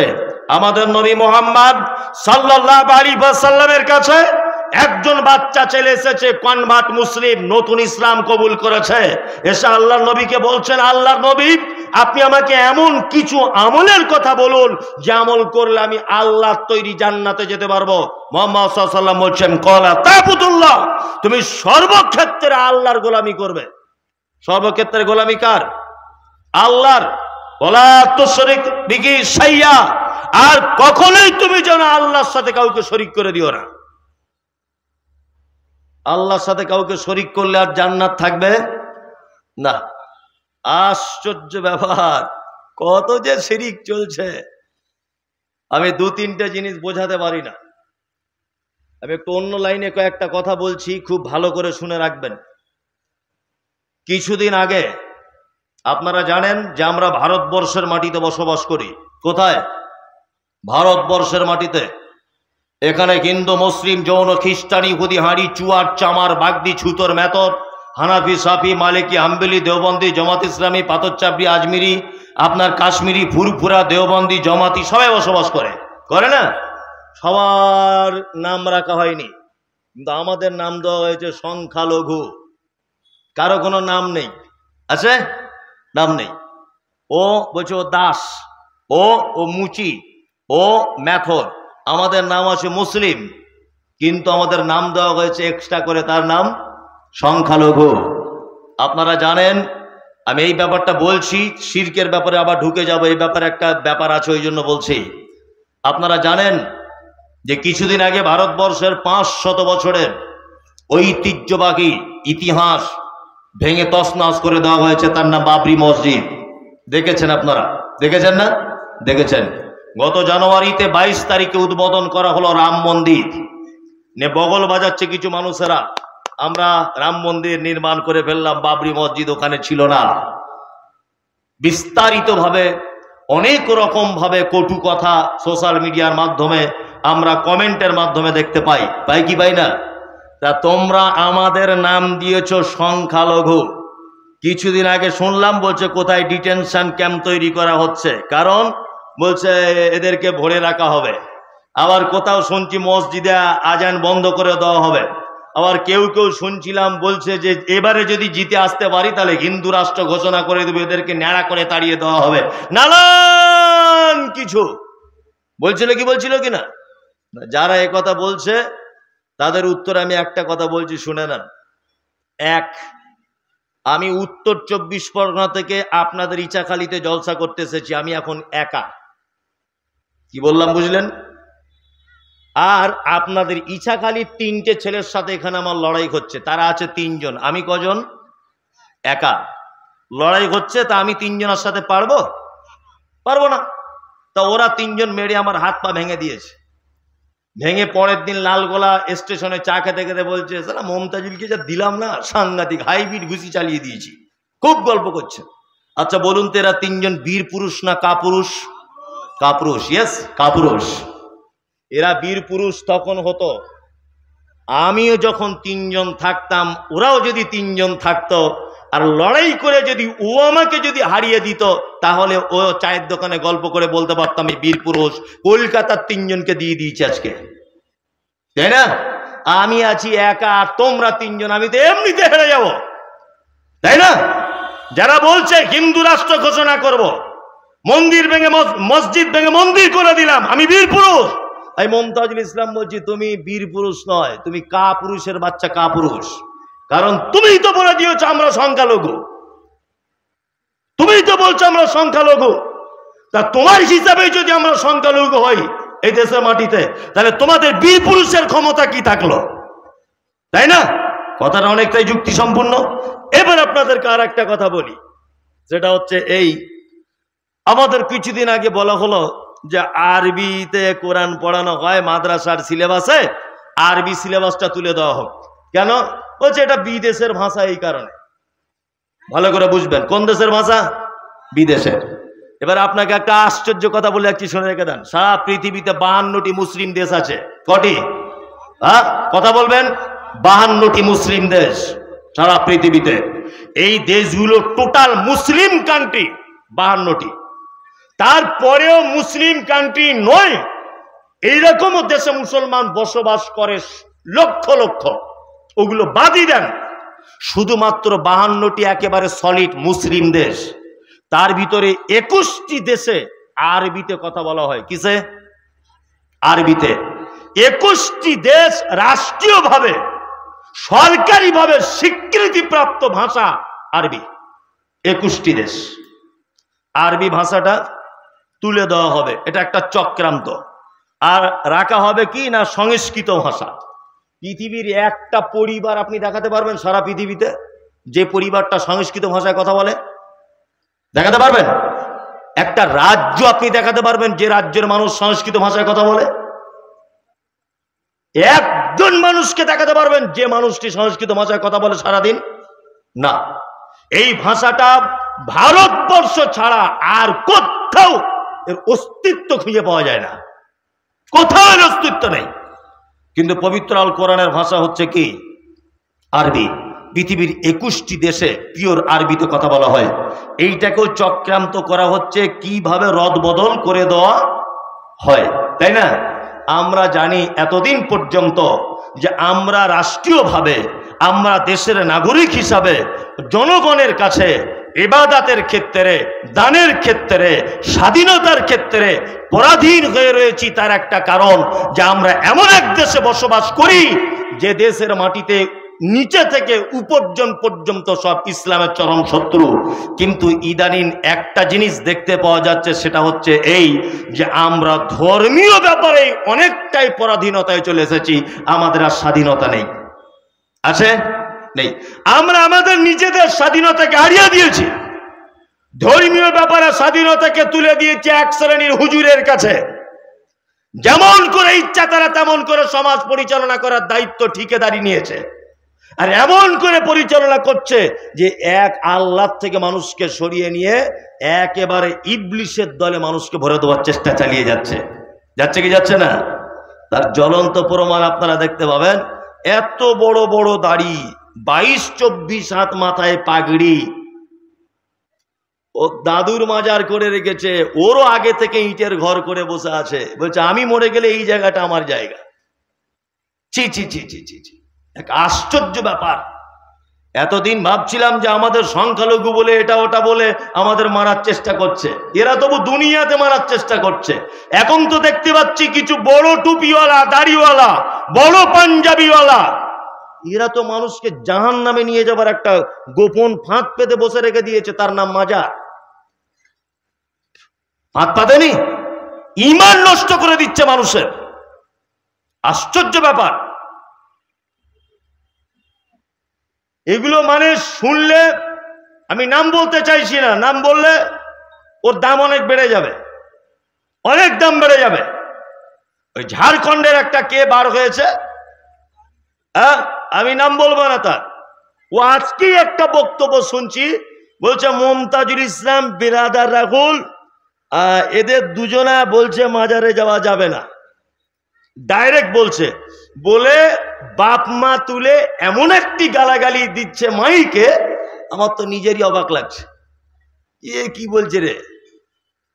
আশ্চর্য ব্যাপার। শিরক, মাজার শিরক, তাবিজ শিরক, কবজ শিরক, গাছগাছালি শিরক। শিরক পৃথিবীতে সব থেকে একটি বড় পাপ, জঘন্যতম পাপ। যে পাপ করলে আল্লাহ সব থেকে বেশি রেগে যায়। কোন পাপ করলে? শিরক করলে। তার একটা জ্বলন্ত প্রমাণ, আপনারা তো বেশিরভাগ বাইরে কাজ করেন, তাই না? আপনার স্ত্রী খুব সুন্দরী, একেবারে চরম সুন্দরী, ওকে দেখে কোনজন, এত সুন্দরী আপনার স্ত্রী। আচ্ছা বলুন, তা আপনার স্ত্রী যে সুন্দরী, তা আপনার কোনো অবদান আছে? কথা বলুন। নেই। আছে? নেই। আপনার সুন্দরী স্ত্রীটা আপনার স্ত্রী হলো কি করে? দুইজন সাক্ষী রেখে, তিনজন সাক্ষী রেখে ইমাম সাহেবকে দিয়ে 500 টাকার ওই আপনার বিয়ে পড়ানোর টাকা দিয়ে এদিক ওদিক করে আপনি একটা নাকের ফুল দিয়েছিলেন, লাল শাড়ি দিয়েছিলেন, আপনার বউ হয়ে গেছে, তাই তো? 3 মাস সংসার করলেন। 3 মাস সংসার করার পরে রাজমিস্ত্রি খাটতে চলে গেলেন উড়িষ্যাতে। 4 মাস পরে বাড়ি আসছেন। 4 মাস পরে বাড়ি এসে ঘরের দরজা খুলেছেন, দেখছেন আপনার সুন্দরী বউটা আপনার ছোট ভাইয়ের গলা ধরে একটু আদর করছে দেওয়ার হিসাবে। আচ্ছা আপনার কি অবস্থা হবে? ভালো মনে হবে? নিজের ভাই হলে মনে হবে তার পেটে ছুরি ভরে দিই, মনে হবে না? কেন? একটু দেওয়ার হিসেবে আদর করছে তাই এত রাগ? হ্যাঁ, ও ভাবি হিসাবে একটু আদর করছে তাই এত রাগ? কিসের এত অধিকার যে তোমার সুন্দরী স্ত্রীর গায়ে তোমার দেওর, তোমার ভাই একটু গায়ে হাত দিয়েছে, এত রাগ কেন? তোমার স্ত্রী মাথার চুল হাঁটু পর্যন্ত দোলে, এটা কার? আল্লাহর দান। তোমার স্ত্রীর নাকটা বাঁশির মতো, কার দান? আল্লাহর। তোমার স্ত্রীর চোখটা একেবারে টানা টানা চোখ, কার দান? আল্লাহর দান। তোমার স্ত্রী চরমা সুন্দরী, এ রূপের দান কার? আল্লাহর। আল্লাহ তোমার স্ত্রী যে অক্সিজেন গ্রহণ করে, এটা আল্লাহর। ও যে খাদ্য গ্রহণ করে, এটা আল্লাহর। সব কিছু আল্লাহ। তারপরেও আপনি একটা নাকের ফুল 500 টাকা মোহর দিয়ে বউ হয়েছে আপনার। এই 500 টাকা মোহর আর একটা নাকের ফুল দিয়ে যদি এত অধিকার, তোমার ওই বউটা যদি অন্য জনের দিকে ফিরে একটু মুচকে হাসে, তোমার খুব রাগ হয়। তোমার ভাই যদি তার একটু গলা ধরে, তোমার খুব হিংসা হয়। তা যে আল্লাহ তোমাকে অক্সিজেন দান করে, যার জমিনে তুমি চলো, যার খাদ্য তুমি খাও, যার চোখের আই পাওয়ারে তুমি দেখো, যার সমস্ত নিয়ামত তুমি এক হাতে ভোগ করছো, সেই রবকে বাদ দিয়ে তুমি যদি অন্য কোথাও যাও, তাহলে আল্লাহ রাগ করবে কি করবে না? করবে। চাওয়া পাওয়া কার কাছে চাইতে হবে? কার কাছে? আল্লাহর কাছে চাইতে হবে। কিন্তু পৃথিবীর কিছু মানুষের দাবি আল্লাহর কাছে যাওয়া যায় না ডাইরেক্ট। বলছে ডাইরেক্ট যাওয়া যাবে না। বলছে কি? বলছে গাছে কি আর এমনি ওটা যায়? ডাল ধরে উঠতে হয়। ফতোয়া দিচ্ছে, বলছে ডাল ধরে উঠতে হবে। আমি মমতাজুল ইসলাম বলে দিয়েছি, তোর ডালওয়ালা গাছ উঠবো না, নারকেল গাছ উঠবো, তবু তোর গাছে চাপবো না। কি বলছি বুঝতে পারছেন না? বলছে পীর না ধরলে কি আর জান্নাতে যাওয়া যায়? কারো ক্ষমতা আছে? এমএলএর সাথে দেখা করতে গেলে তাই জান্নাতে যায়, মানে পঞ্চায়েত ধরে যেতে হয়। মন্ত্রীর সাথে দেখা করতে গেলে এমএলএ ধরে যেতে হয়। আর আল্লাহর কাছে কি করে একা একা দেখা করা যায়? বলছে না? আশ্চর্য ব্যাপার। আচ্ছা বলুন তো, মানুষ লোক ধরে কখন? জানা আছে? অপরিচিত হলে। আপনি এখান থেকে চেন্নাই ডাক্তার দেখাতে যাবেন, কিছুই চেনেন না, চেন্নাই সম্পর্কে আপনার কোনো জ্ঞান নেই। আপনি কি করবেন? অন্য একটা দালাল যে তাকে ধরবেন, কারণ ওখানকার ভাষা বোঝেন না, তাই তো? দালাল গিয়ে আপনার সব কিছু ঘুরিয়ে দিবে, টাকা লিবে। টাকা নেবে কি লিবে না? লিবে। আর মানুষ দালাল ধরে কখন? মানুষ দালাল ধরে তখন যখন অপরিচিত হয়, তার সঙ্গে পরিচয় থাকে না। এখন আপনি খলিলুর রহমানের সাথে দেখা করতে যাবেন, আপনি গিয়ে বলছেন আমার বাড়ি ইচাখালী। এই ইচাখালী কার ছেলে তুই? আমি ফটিকের ছেলে। ফটিকের ছেলে দেখা করতেস? যদি আপনি আমার এলাকার কোন লোকাল নেতাকে নিয়ে যেতেন, যেটা আমাদের ফটিকের বেটা, তাহলে কাজ হতো। হতো কি হতো না? কাজ হতো। কিন্তু আপনি গিয়ে বলছেন আমি ফটিকের বেটা, কাজ হবে না। তাহলে আপনি ফটিকের বেটা, আপনাকে দালাল নিয়ে যেতে হবে, তবে দেখা করতে পাবেন, তাই না? এবার আপনাকে বলছি, আপনার নাম আশরাফুল, আপনার বাড়ি ইচাখালী, এটা আল্লাহ জানে কি জানে না? জানে। আল্লাহর সাথে তো আপনার আগে থেকেই পরিচয়। পরিচয় আছে না নেই? আল্লাহর সাথে যখন আপনার আগে থেকেই পরিচয়, তো মাঝখানে দালাল লাগবে কেন? বিনা দালালি আল্লাহর কাছে আপনি চাইবেন যা কিছু, খায়রি কি বা শাররি কি মিনাল্লাহি তাআলা, ভালো মন্দ যা কিছু চাওয়া পাওয়া কার কাছে? আল্লাহর কাছে। বাচ্চা কাচ্চা হচ্ছে না, আল্লাহকে বলুন। রুজির দরকার, আল্লাহকে বলুন। মা হতে পারছেন না, আল্লাহকে বলুন। পৃথিবীর কারো দ্বারস্থ হওয়া যাবে না। সেই মাজার যাওয়া যাবে না, খানকা যাওয়া যাবে না, তাবিজ মাদুলি অবশ্যই আপনার পরিবারকে আপনি এ থেকে বাঁচান। এটা আপনার কাছে আমার শেষ বাক্যের অনুরোধ। পৃথিবীর এক ভয়ঙ্কর পাপের ভিতরে একটি পাপ শিরক। আল্লাহ তুমি আমাদের সকলকেই এই শিরক নামক পাপ থেকে তুমি আমাদেরকে বাঁচাও, বলুন আমিন, আমিন, আমিন। যদি এটা সহি আকীদার গ্রাম, এখানে শিরক চলে না। আর একটা ব্যাপার আপনাদেরকে একটু টাচ দিয়ে রাখি, তার নাম বেদাত। তার নাম কি? বেদাত। আরে পাপের জগতে এক সাংঘাতিক আর এক পাপ। আচ্ছা, আল্লাহ সুবহানাহু ওয়া তাআলা মানুষ সৃষ্টির ব্যাপারে বলছেন, আল্লাযী খালাকাল মাউতা ওয়াল হায়াতা লিয়াবলুয়াকুম আইয়ুকুম আহসানু আমালা। আমি হায়াত আর মওতকে সৃষ্টি করেছি এই কারণে যে তাদেরকে আমি জিজ্ঞাসা করব যে তোমাদের ভিতরে উত্তম আমল কে করেছে। আহসানু আমালা, উত্তম আমল কে করেছে? আচ্ছা বলুন তো, মানুষকে পৃথিবীতে সৃষ্টি করা হয়েছে হায়াত মাওত কেন? জিজ্ঞাসা করা হবে উত্তম আমল কি কে করেছে, তাই না? ওইদিকে দেখছেন কেন? ওকে কোনোদিন দেখেননি? সব লোক ওইদিকে পিচ্ছে, তার কোনোদিন দেখেননি? আশ্চর্য ব্যাপার। হঠাৎ করে সবাই ওর দিকে তাকিয়ে আছে, ও তার ঠিক করছে, আপনি আমার দিকে দেখুন।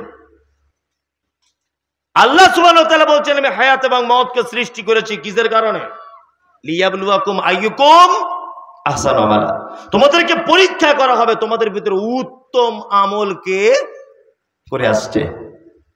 এখন একটা কথা বলে রাখছি, পবিত্র আল কোরআনে আল্লাহ সুবহানাহু ওয়া তাআলা যত জায়গাতে আমলের কথা বলেছেন, প্রত্যেক জায়গাতে বলেছেন আমলে সালেহ। তার মানে বুঝে নিতে হবে আমলে ভেজাল আছে। বুঝে নিতে হবে না? আমলে কি আছে? ভেজাল আছে। কোন কোম্পানি যখন লিখবে আমার মাল 100% খাঁটি, তখন আপনাকে বুঝে নিতে হবে অন্য কোম্পানিতে 2 নম্বরই ধরা পড়েছে। এটা বুঝে নিতে হবে আপনাকে, বুঝে নিতে হবে না? কোন কোম্পানি যখন লিখছে আমার মাল 100% পিওর, আপনাকে ভেবে নিতে হবে অন্য কোম্পানিতে ডুপ্লিকেট ধরা পড়েছে। তার মানে আল্লাহ সুবহানাহু ওয়া তাআলা পর্যন্ত এই শব্দ ব্যবহার করেছেন কি, লিয়াবলুয়াকুম আইয়ুকুম আহসানু আমালা, উত্তম আমল তোমাদের ভিতরে কে করবে। তার মানে বুঝে নিতে হবে যে সব আমল ভালো আমল কি না। আল্লাহ সুবহানাহু ওয়া তাআলা বলেছেন আমিলাতুন নাসিবা তাসলা নারান হামিয়া, এক শ্রেণী মানুষ তারা আমল করবে, আমল করতে করতে করতে করতে করতে করতে ক্লান্ত হয়ে যাবে, নাসিবা ক্লান্ত হয়ে যাবে, তারপরেও তাদের থাকার জায়গা জাহান্নাম। এরা কারা? এরা আবার কারা? শব্দ দেওয়া হয়েছে বিদআত। হুজুর খুতবা দেওয়ার সময় জুম্মাতে বলছে কুল্লু বিদআতিন জালালা ওয়া কুল্লু জালালাতিন ফিন্নার। খুতবা পাঠ করছে হানাফি, সাফি, মালিকি, দেওবন্দি, জামাত ইসলামী, পাথরচাপড়ি সব খুতবা এটা পাঠ করছে কি, কুল্লু বিদআতিন জালালা ওয়া কুল্লু জালালাতিন ফিন্নার পাঠ করছে না। এইটা খুতবাতে পাঠ করার পরেই জুম্মার নামাজের পরে বলছে আজকে আব্দুল্লাহ ভাইয়ের বাড়িতে মিলাদ আছে, সবাই যাবেন দুয়ার মজলিস। হুজুর বলে দিয়ে চলে গেল। আশ্চর্য ব্যাপার।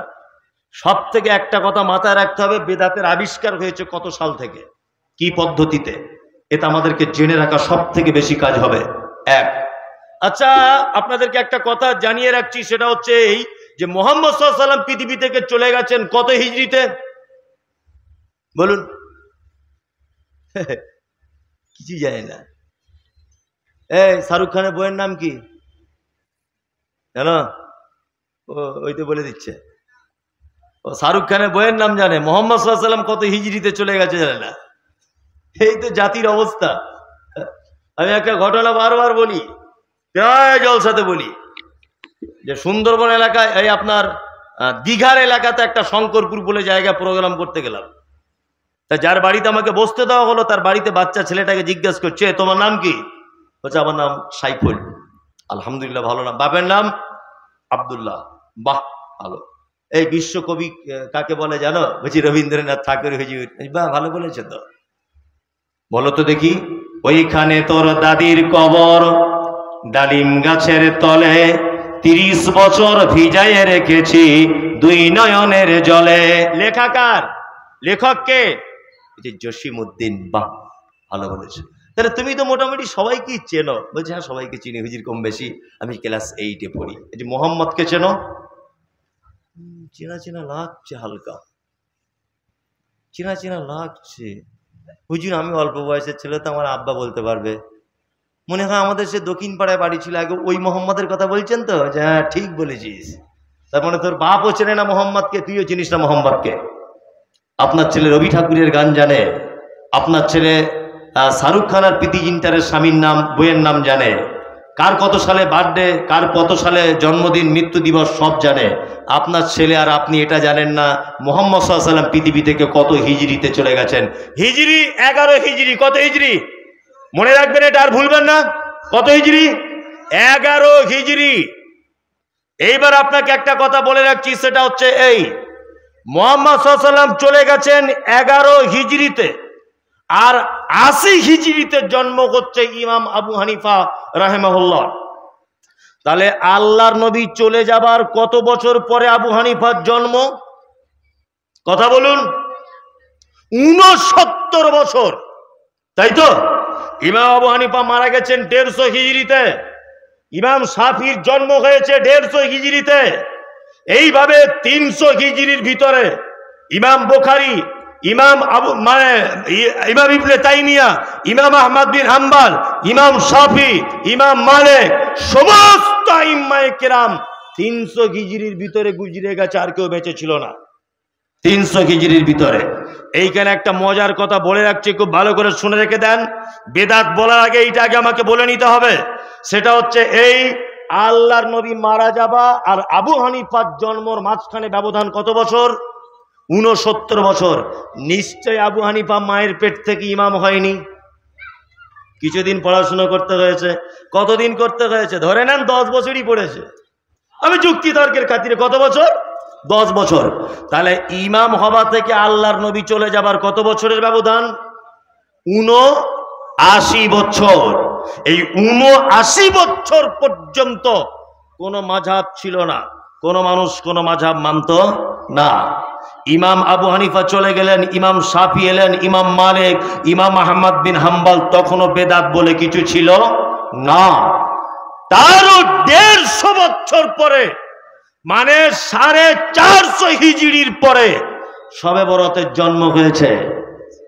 তারও ৪৫০ বছর পরে, তারও ১৫০ বছর পরে জন্ম হয়েছে নবী দিবসের, তারও ১৫০ বছর পরে জন্ম হয়েছে কিয়াম, তারও ১৫০ বছর পরে জন্ম হয়েছে আপনার যত রকমের ভণ্ডামি বেদাত।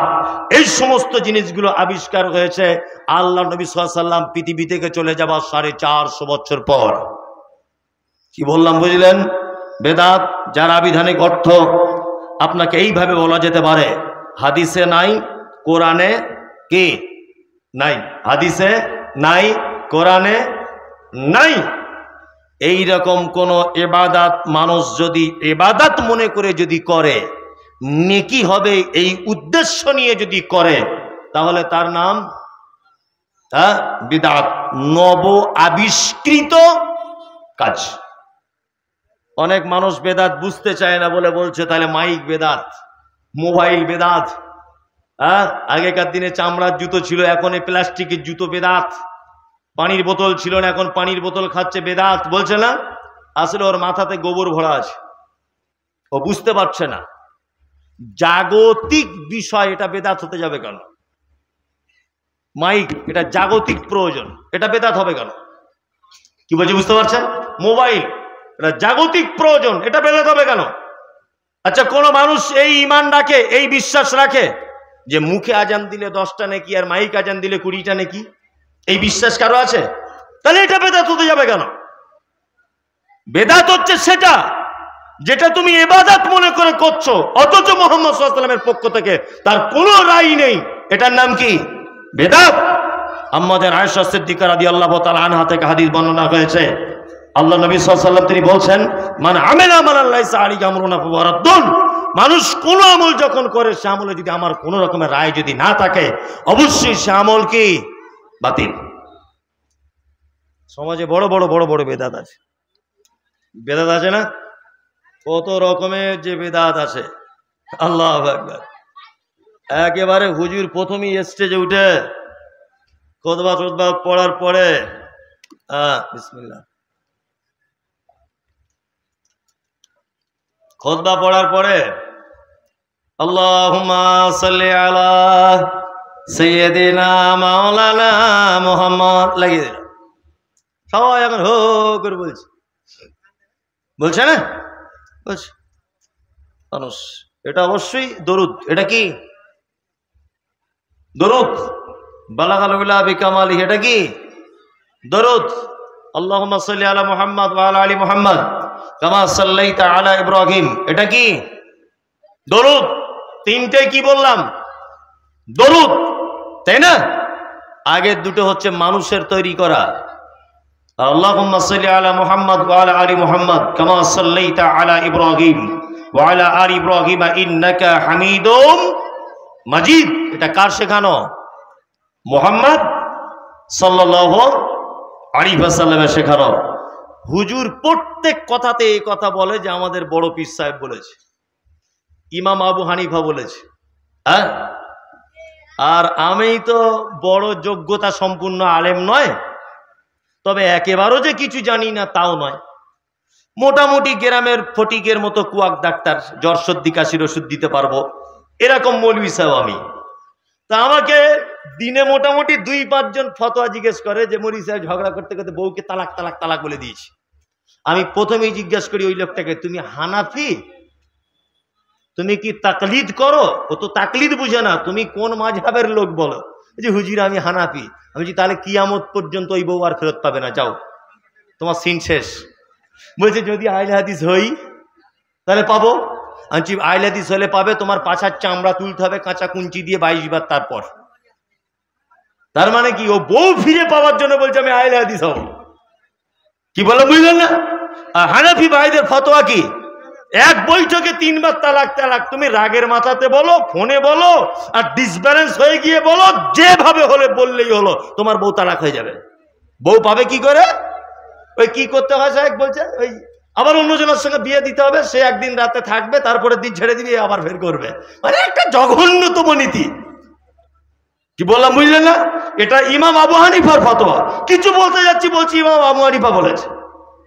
সব যদি তোমার ইমাম আবু হানিফা বলবে, তা হযরত মুহাম্মদ সাল্লাল্লাহু আলাইহি ওয়াসাল্লামকে কি করতে পাঠানো হয়েছিল পৃথিবীতে? হ্যাঁ, সব যদি তোমার পীর আর হুজুর দিয়ে যদি ইসলাম চলবে, তা মুহাম্মদ সাল্লাল্লাহু আলাইহি ওয়াসাল্লামকে পাঠানো হয়েছিল কেমন করে?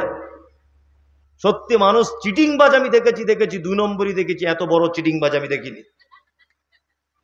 5 লাখ টাকা খরচা করে হজ করতে যাচ্ছে একটা লোক, 5 লাখ টাকা। হজ করতে যাবার সময়তে মদিনাতে নববীতে যখন নামাজ পড়ছে, তাকবীর হচ্ছে, আল্লাহু আকবার, আল্লাহু আকবার, আশহাদু আল্লা ইলাহা ইল্লাল্লাহ, আশহাদু আন্না মুহাম্মাদার রাসূলুল্লাহ, হাইয়া আলাস সালাত, হাইয়া আলাল ফালাহ, কদ কামাতিস সালাত, কদ কামাতিস সালাত, আল্লাহু আকবার, আল্লাহু আকবার, লা ইলাহা ইল্লাল্লাহ। তাকবীর শেষ, নামাজ শুরু হয়ে গেল। নামাজ শুরু হয়ে গেল। এখন নামাজ শুরু হবার পরে, সালাম ফিরানোর পরে, যে যার মতো করে কেটে পড়লো, বা যে যার মতো সুন্নত শুরু করে দিল, বা সাথে সাথে জানাজার নামাজ শুরু হয়ে গেল। তাসবিহ পরে পড়ি, তাই তো চাই, সাথে সাথে জানাজার নামাজ শুরু। কোনো দুয়াও নাই, চোখে চুমু খাওয়াও নাই, কিছুই নাই। গোটা মক্কা মদিনার কোন মসজিদে দেখলাম না।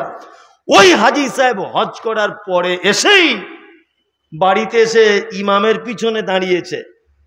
ইমামের পিছনে দাঁড়িয়ে ইমাম সাহেব বলছে, টাটকা হজ করে এসেছে হাজী সাহেব, একটু তাকবীরটা আপনি দেন, কবুল মনে হয় বেশি হবে। প্রত্যেক শব্দ 2 বার করে বলছে, প্রত্যেক শব্দ। আবার 2 বার করে পড়ার পরেই সাথে সাথে সাথে সাথে নামাজ যখন শেষ হয়ে গেল, আসসালামু আলাইকুম ওয়া রাহমাতুল্লাহ, আসসালামু আলাইকুম ওয়া রাহমাতুল্লাহ। হাজী সাহেব তখন বলছেন, নবীর দেশ থেকে ফেরত এসেছি, ইমাম সাহেব একটু দোয়া করে দেন। ইমাম সাহেব দোয়া করছে আর খুব কাঞ্চার, বলছে, আল্লাহ টাটকা হাজী ঢুকেছে মসজিদে, যেমন হোক করে একটু ক্ষমা করে দাও, তার বদৌলতে আমাদের সকলকেই। টাটকা হাজী এসেছে মক্কা থেকে এই মাত্র। এই মমতাজুল ইসলাম বলে দিয়েছি, তুমি হাজী সাহেব না, তুমি খাজুর হাজী। তুমি খেজুর কিনতে গিয়েছিলে মক্কাতে, আর জমজমের পানি নিয়ে আসতে গিয়েছিলে, তুমি ওখান থেকে সঠিক ইসলাম আনতে যাওনি। ওইখানে সব ঠিক করে এসেছে, ওইখানে সব কি ঠিক করে এসেছে। বাড়ি এসে আবার নতুন করে বেদাত শুরু করে দিয়েছে। যে হাজী সাহেব, তুমি না লেখাপড়া জানো না, তো অনেক সময় তো কোম্পানির মাল যে ব্যবহার করে, তার কাছে জেনে বুঝেও তো লোক মাল কেনে না। একটা অ্যাডভার্টাইজ হচ্ছে ক্যাডবেরিটার 500 টাকা দাম। তো যদি আপনি অ্যাডভার্টাইজ দেখেও যদি না কেনেন, অন্তত পক্ষে যে মালটা ব্যবহার করছে তার কাছেও তো জিজ্ঞাসা করবেন, ভাই তুই যে ব্যবহার করছিস মালটা কেমন? ও যদি বলে ভালো, তাহলে আপনি তো কেনার ব্যাপারে আগ্রহী হবেন কি হবেন না? হবেন। তা আমি বলছি, হাজী সাহেব তুমি লেখাপড়া জানো না, ধরে নিলাম তোমার মাথাতে একেবারেই মগজ বলে কিছু নেই, তা তুমি মক্কা মদিনাতে কি দেখেও একটু শিখে আসতে পারলে না? লোক তো দেখেও শেখে। আশ্চর্য ব্যাপার। আল্লাহু আকবার। মুহাম্মদ সাল্লাল্লাহু আলাইহি ওয়াসাল্লাম, কুল্লু বিদআতিন দালালা ওয়া কুল্লু দালালাতিন ফিন্নার। এত বড় বিয়াদব, বলছে বেদাতকে 2 ভাগে ভাগ করা হয়েছে। বলছে বেদাতে হাসানা, বেদাতে সাইয়া। মানে হাসিও লাগে এদের বদমাইশি দেখলে। আরে মুহাম্মদ সাল্লাল্লাহু আলাইহি ওয়াসাল্লাম যেখানে কুল্লু শব্দ ব্যবহার করছেন, সমস্ত, এখানে আমার হাসানা সাইয়া চলে? আচ্ছা, পায়খানা এটা গন্ধ না সেন্ট? বলুন তো। কেউ যদি বলে হেডমাস্টার একটা সেন্ট, আর ভ্যান চালায় যে তারটা গন্ধ, এরকম হয়? হ্যাঁ, চাষি লোকের সেন্ট, ব্যবসায়িকের গন্ধ, এরকম ব্যাপার আছে? পায়খানা সুন্দরী করলেও গন্ধ, কোটিপতি করলেও গন্ধ, ফকির মাথর করলেও গন্ধ। পায়খানা মানেই গন্ধ, ও সেন্টের কোনো অপশন নেই। আছে? নেই। তা মুহাম্মদ সাল্লাল্লাহু আলাইহি ওয়াসাল্লাম বেদাতের ব্যাপারে এমন একটা শব্দ ব্যবহার করেছেন, যে শব্দ দ্বারা সাইয়া হাসানা কিছু টিকেই থাকতে পারবে না। আশ্চর্য ব্যাপার। পায়খানার যেমন কোয়ালিটি হয় না, বেদাতের তেমন কোয়ালিটি হয় না। আসলে বুঝতে পারেনি বেদাত কাকে বলে। জাগতিক প্রয়োজনীয় বিষয়টা বেদাত হবে কেন? তুমি এমন একটা কাজ করছো যার উপরে নেকি রয়েছে, নেকি হবে এই সিদ্ধান্ত তোমার মনের ভিতরে রয়েছে, এইটা বেদাত হবে। বদমাইশি খুঁজে পাও না? কোন একটা জলসাতে বলে দিয়েছি শবে বরাত বেদাত। তা আমাকে মুর্শিদাবাদের একটা বক্তা ওই লাল পাগড়ি পরে পান খায় সব সময়তে, এত গালাগালি করছে, এত গালাগালি করছে। আমি বললাম শবে বরাত যে বেদাত একটা ঐতিহাসিক ভাবে প্রমাণিত। শবে বরাত বেদাত ঐতিহাসিক ভাবে প্রমাণিত। তোমার মতো গাধা বুঝলেই কি না বুঝলেই কি। হালুয়া রুটি এটা একেবারেই নিষিদ্ধ। অবশ্যই তোমার মতো মানুষ বুঝলেই কিছু যায় আসে না, না বুঝলেও কিছু যায় আসে না। জিজ্ঞাসা করা হচ্ছে হালুয়া রুটি করছে কেন? বলছে আল্লাহ নবী দাঁত ভেঙে গিয়েছিল, ওই জন্য শক্ত জিনিস খেতে পারেনি, নরম জিনিস খেত, ওই জন্য আমরা সব নরম জিনিস খাই। তুমি হালুয়ার হাদিস খুঁজে পেলে তার দাঁত ভাঙার হাদিসটা কখন মানবে? সামনের দুটো দাঁত ভাঙো, তবেই তো বলবো নবী প্রেমিক। আশ্চর্য ব্যাপার। এই আল্লাহ রসুলের দাঁত ভেঙেছিল কোন যুদ্ধতে? 1 মিনিট, সাইনির ভাই চলে এসেছে। ওই বন্ধু মানুষ 2-4 মিনিট থাকলে অসুবিধা হবে না। এই বলছি আল্লাহ রসুলের দাঁত ভেঙেছে কোন যুদ্ধতে? অহুদে, তাই তো? অহুদের যুদ্ধ হয়েছে কত তারিখে জানা আছে? শাওয়াল মাসের কত তারিখে? 9 তারিখে। কত তারিখে? 9 তারিখে। শাওয়ালের 9 তারিখে। শাওয়ালের পরের মাসটার নাম কি? হ্যাঁ, কিছুই বুঝে না রেরা। শাওয়ালের পরের মাসটার নাম কি জানেন না? এই মাসটার নাম কি? এই মাসটার নাম রমজান। বা ঠিকই বলেছ, যাই হোক। হ্যাঁ হ্যাঁ, আল্লাহু আকবার। কোন মাসে দাঁত ভাঙছে আর কোন মাসে আল্লাহ রসুলের দাঁত ভেঙেছে, আর ও কোন মাসে হালুয়া করে বসছে। এর ইতিহাসও জানে না ইসলামের। আল্লাহ তুমি এই সমস্ত ভণ্ডামি থেকে, এই সমস্ত বেদাত থেকে তুমি আমাদেরকে বাঁচাও, বলুন আমিন। পৃথিবীতে বেদাতীদের মতো নিকৃষ্ট মানের মানুষ আর কোনো মানুষ নেই। আল্লাহ পবিত্র আল কোরআনের ব্যাপারে বলছেন, ইন্না নিশ্চয়ই আতাইনা আপনাকে দিয়ে দিয়েছি কাল কাউসার। কাউসার মানে অতিরিক্ত সম্মান, অতিরিক্ত পাওয়া। কাউসারের ব্যাখ্যা এরকমও তাফসীর ইবনে কাসিরের ভিতরে করা হয়েছে যে কাউসার মানে জান্নাত থেকে প্রবাহিত একটি নহর। হ্যাঁ, যাই হোক, বিস্তারিত ব্যাখ্যা বিশ্লেষণ করা আছে। কাউসার শব্দের শাব্দিক অর্থ হচ্ছে অতিরিক্ত পাওয়া। মানে মুহাম্মদ সাল্লাল্লাহু আলাইহি ওয়াসাল্লামকে আল্লাহ সুবহানাহু ওয়া তাআলা অতিরিক্ত কিছু পাওয়া দিয়েছেন, তার ভিতরে একটা হচ্ছে কাউসার। কি বললাম বুঝলেন?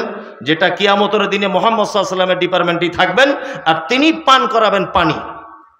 তাফসীর ইবনে কাসিরে তাফসীর করা হচ্ছে যে আল্লাহ নবী সাল্লাল্লাহু আলাইহি ওয়াসাল্লাম কাউসারের পানি পান করাবেন কিসের মাধ্যমে? না পিয়ালার দিয়ে, পিয়ালার মাধ্যমে পান করাবেন। পিয়ালা হবে কতটা? বলছে আকাশের তারকার থেকেও বেশি।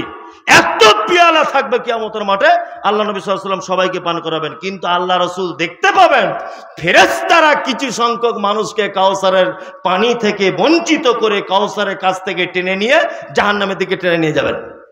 আল্লাহ রাসূল তখন বলবেন, এরা কারা? কি ব্যাপার, এদের কাউসার থেকে বঞ্চিত করা হচ্ছে, এরা কারা? তখন বলা হবে, এটা হচ্ছে আপনারই উম্মত। তবে আপনার চলে যাবার পরে আপনার নাম করে নতুন ইবাদত আবিষ্কার করেছিল, এরা সেই দলের লোক। এই জন্য আজকে কিয়ামতের মাঠে এদের কাউসার থেকে বঞ্চিত করা হচ্ছে। ওই জন্য আমি একাধিক বক্তব্যতে বলেছি, দান করলে নেকি মেলে অবশ্যই। আল্লাহর পক্ষ থেকে নেকির অভাব নেই। কোরআনে একাধিক জায়গায় দানের কথা বলা হয়েছে, একাধিক জায়গাতে কিছু নেই। জাহান্নাম থেকে বাঁচার ব্যাপারে দানের হাদিস এসেছে, ইত্তাকুন নার আলা বিশিক্কি তামারিন। মুহাম্মদ সাল্লাল্লাহু আলাইহি ওয়াসাল্লাম বলেছেন, তুমি খাজুরের একটা টুকরো দিয়ে হলেও জাহান্নাম থেকে বাঁচো। দান এক ইম্পর্টেন্ট ইবাদত।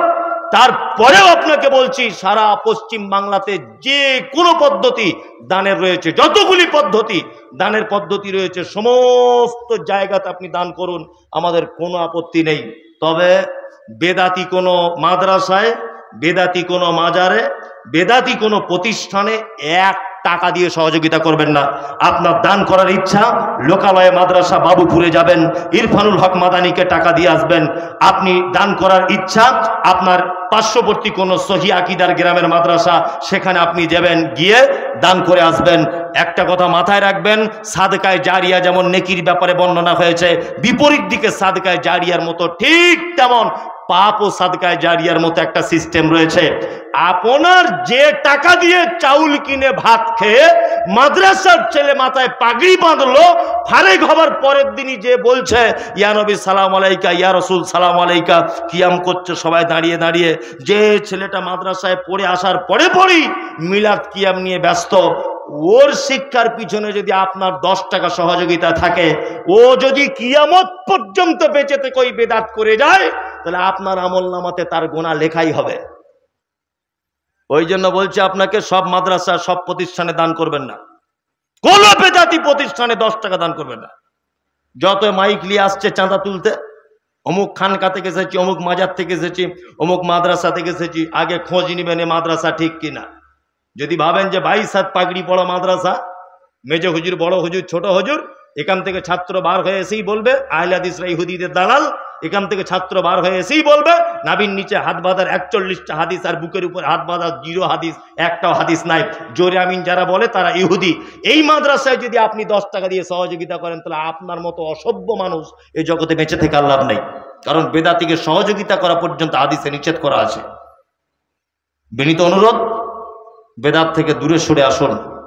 অবশ্যই আপনার কাছে আমার শেষ অনুরোধ, ছোটখাটো কোনো আমল যখন করতে যাবেন, আপনার জানা মতে একজন ভালো আলেমের কাছ থেকে জানবেন যে আমি এই আমলটা করতে যাচ্ছি, এই আমলটা মুহাম্মদ সাল্লাল্লাহু আলাইহি ওয়াসাল্লামের পক্ষ থেকে কোনো আদেশ আছে কিনা। আপনাদের পার্শ্ববর্তী গ্রামের কৃতি সন্তান ইরফানুল হক মাদানী সাহেব আছেন, যোগ্য মানুষ, আপনি ওনার কাছে একবার মোটরসাইকেলটা নিয়ে ছুটে যাবেন, আমি আমার মেয়ের এই আকিকা দিতে চাইছি, এই মাসালাটা এই হবে কিনা, আমি আর আমার ছেলের ব্যাপারে এটা করতে চাইছি, এটা হবে কিনা, আমি আমার পারিবারিক জীবন এটা করতে চাইছি, এটা হাদিস কোরআনে আছে কিনা, হুজুর আমি এই ইবাদতটা করতে চাইছি, এটা আমার আল্লাহ নবী সাল্লাল্লাহু আলাইহি ওয়াসাল্লামের পক্ষ থেকে আদেশ আছে কিনা। অবশ্যই আপনার শেষ অনুরোধ জেনে নেবেন, কারণ আল্লাহ নবী সাল্লাল্লাহু আলাইহি ওয়াসাল্লাম বলেছেন বাল্লিগু আন্নি ওয়ালাউ আয়াত হাদিসু আন বানি ইসরাঈলা ওয়ালা হারাজ ওয়ামান কাযাবা আলাইয়া মুতাআম্মিদান ফালিয়াতাবাউ মাকাদাহু মিনান নার। খুব সাবধান, খুব সাবধান। আল্লাহ রাসূলের পক্ষ থেকে একটা কথা জানা থাকলে মানুষকে বলে দেন, এটা স্বাভাবিক ব্যাপার, আপনি বলতে থাকুন, তবে কথা বলার আগে খুব ভেবেচিন্তে বলতে হবে। মুহাম্মদ সাল্লাল্লাহু আলাইহি ওয়াসাল্লাম যে কথা বলেনি, আপনি যদি সে কথা বলে দেন, খুব ব্যাপার খারাপ, খুব খারাপ। আল্লাহ নবী সাল্লাল্লাহু আলাইহি ওয়াসাল্লাম একেবারে জাহান্নামের সঙ্গে এ কথা জুড়ে দিয়েছেন। বিনীত অনুরোধ, বাজারে 10 টাকার বেগুন কিনলে 4 বার যেমন দেখেন ভিতরে কানা পোকা আছে কিনা। আপনি যে ইবাদত করে আল্লাহর তৈরি করা সুসজ্জিত জান্নাতে যেতে চাইছেন, সেই ইবাদতটা একবার হাদিসের পাতা খুলে জ্ঞানী মানুষদের কাছে যাচাই বাছাই করার বিনীত অনুরোধ করছি। যাচাই বাছাই করে নেবেন, জিজ্ঞাসা করে নেবেন যে এটা হাদিসে আছে কিনা। আল্লাহ, এতক্ষণ পর্যন্ত যে সমস্ত আলোচনাগুলি হয়েছে, আমি মানুষ, টোটা ফাটা ভাষাতে বলেছি, বোঝাতে গিয়ে মিস্টেক হতে পারে, আমি মানুষ, আমি ভুলের ঊর্ধ্বে নয়। যে কথাগুলো বলেছি আল্লাহ তুমি মানুষের মনের মণিকোঠাতে জায়গা দাও, আমিন। আর আমাদের সকলকে শিরক মুক্ত জীবন করার তৌফিক দান করো, বেদাত মুক্ত জীবন করার তৌফিক দান করো। এখান থেকে আমার বক্তব্য শেষ করছি। আসসালামু আলাইকুম ওয়া রাহমাতুল্লাহি ওয়া বারাকাতুহু। ওয়া আলাইকুম আসসালাম ওয়া রাহমাতুল্লাহি ওয়া বারাকাতুহু। আলোচনা শুনছিলেন শেখ মুমতাজুল ইসলাম সাহেব। বিষয় শিরক ও বিদআত। উদাহরণ দিয়ে এমন ভাবে ওয়াজ করলেন, একটা নিয়ম বা কায়দা